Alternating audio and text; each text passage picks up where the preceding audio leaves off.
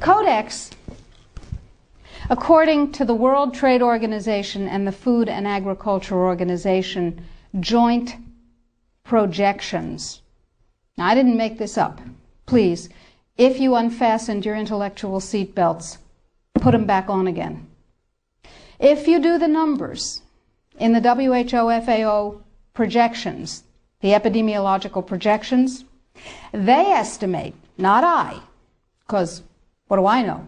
They estimate, they're the experts, that just the vitamin and mineral guideline alone, when it goes into global implementation on December 31st, 2009, will result in a minimum of 3 billion, that's B, bad, big, billion deaths. 1 billion through simple starvation. Those folks who die are not particularly economically successful from the point of view of the corporations. When you're starving to death, how much good can you do when the issue is how much can you buy? Not a lot. Forget them. But the next 2 billion, they will die from the preventable diseases of undernutrition. Cancer, the single most profitable condition ever known to humankind. Cardiovascular disease, a good second. Diabetes, pretty good producer. And a whole host of other preventable diseases. Who will die? Who knows? Who will live? Probably those people who are wealthy enough and powerful enough to have their own pushers of clean food and nutrients. That's who will live. You and I? Probably not. Our children? Probably not. Our grandchildren? Probably not. So we're talking about food regulations that are in fact the legalization of mandated toxicity and undernutrition. It will be illegal if there's a famine in, wherever there's a famine, to ship high nutrient density biscuits to that country, and it will be illegal to distribute them. That's what we're talking about. Codex is big and it's bad, but it's not invulnerable.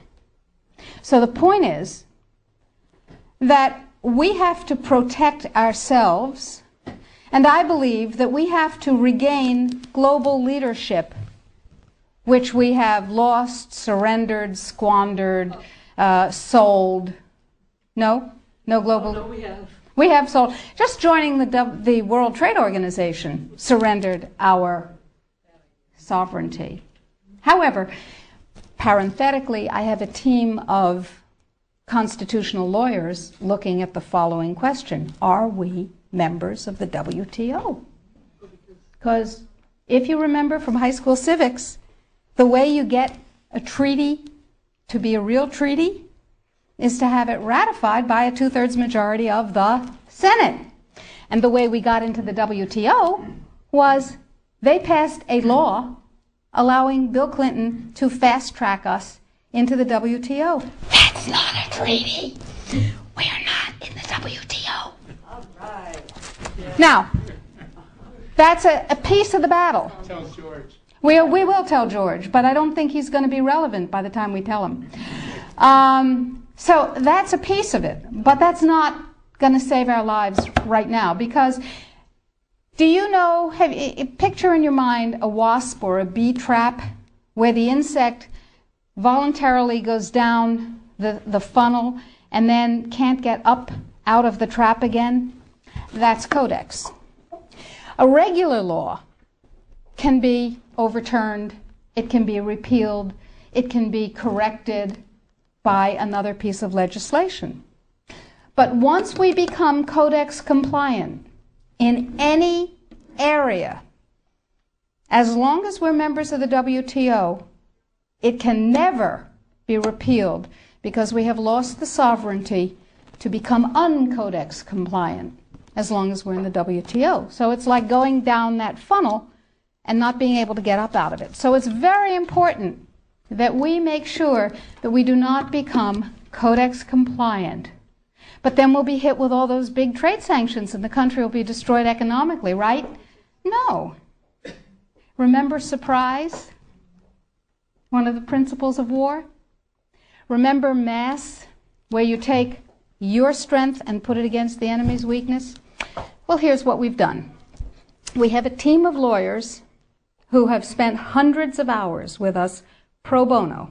These are good guy lawyers. These two gentlemen and we have spent hundreds of hours studying Codex, understanding its weaknesses, a lot of weaknesses, and constructing a strategy which will take the sucker down. It will take it down. But I need you. You are people that other people come to for information about safe, healthy food and nutrients. You are ready-made dissemination points. You are the 1,000 million, 100 million points of light. Here's what is happening. Every country in the world has to be Codex compliant in order not to get hit by WTO trade sanctions, as I told you, if they're members of Codex in the WTO. And there are a few countries that are not, but I guarantee you they're not of any major significance. So, the question is, what does Codex compliance mean? Well, most people, most countries, most legislators believe that it means they have to adopt as their national standard on that particular subject what Codex ratified. But that's not the case any more than we're in the WTO. That's not the case either. What it means is that the format, the issues, and the subjects covered by a Codex guideline, standard, or regulation have to be addressed in the country's guideline, standard, or regulation on the same topic. So, what we have done is create the first of many alternative Codex guidelines. You can go to our website, www.healthfreedomusa.org, and you will see a little button on the upper right-hand side that says, Sign the Citizen's Petition. Now, to briefly digress, a citizen's petition is not like a grocery store petition that you sign and you bring to somebody and you say, I have 200,000 signatures, and they dump it in the wastebasket, because in their mind, it's one signature, you and your friends wrote 200,000 names. No, it is a legal challenge to the policy of the United States government on Codex. It's called a citizen's petition. It's a legal challenge. We're suing the United States government, saying what you're doing is illegal, folks. Let us tell you how. We want hearings of fact. We want redress. We want correction. If we get what we want, that's dandy. If we don't get what we want, we have gone through a process called exhausting administrative remedies. We have made the case ripe for court. Okay, so I need you and everybody you know to sign the citizen's petition saying this is a bad policy, en masse. And you do this on the web, and you'll see the instructions, and we present the thousands and thousands and thousands of actual physical pages that we print out with people's signatures to the U.S. Codex Office and to the FDA, and they don't like that at all. But that's okay. However, this time, this is the Second Amendment of the Citizens Petition that we're asking you to sign. This time, the revised Vitamin and Mineral Guideline is part of it. It's part of the lawsuit saying this needs to be U.S. policy. The more voices that say, this is what I want, and you work for me, Mr. and Mrs. Bureaucrat and Mr. and Mrs. Congressman, Mr. and Mrs. Senator, the more voices, the more weight. So step number one is read and sign the citizen's petition. Step number 2 is disseminate the information, the web link. Tell everybody you know. Put it out in your office. Get your patients, your friends, your neighbors, your suppliers to sign the citizens' petition.